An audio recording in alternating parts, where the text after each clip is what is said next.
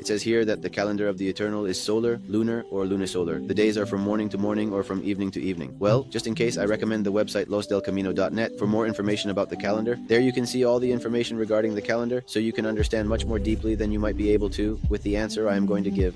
The calendar of the Almighty is, one could say, lunisolar, but the moon is actually third on the list. The moon is delayed by 10 days each year. Therefore, as the Book of Jubilees states, the great sign that determines the calendar is the sun. But I cannot say that it is solely solar, because if it were, it would last 365 days, like the Gregorian. However, it lasts 364. So, the sun determines when it begins along with the start of Aviv and the constellations and the moon, but the moon has a cycle of 19 years. So, that's why I say it is like last on the list. The first ones, according to the Book of Enoch, that must be taken into account are the sun and the seasons. Aviv is the initial one, as Yahushua told Moshe in Exodus. This will be the first month. Aviv, that is spring, when the wheat would just be showing a green hue, preparing for the harvest, which is when matzot, unleavened bread, is celebrated. Then, it says, are the days from morning to morning.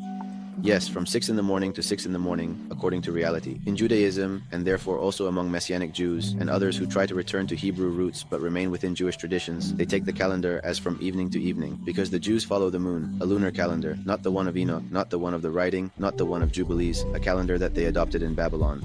Well, in Babylon they made changes, and later in Greece, when they went to the Greek Empire, that is where they adopted the calendar that the Jews would follow, which would remain until the time of Yahushua, and which later Hillel, a Jew, would establish, making some adjustments and calculations so that they would not have to wait for the new moon, or for witnesses to announce the new moon, but could do it already calculated, with that lunar cycle I mentioned of 19 years. But yes, the writing of rebelling is from morning to morning.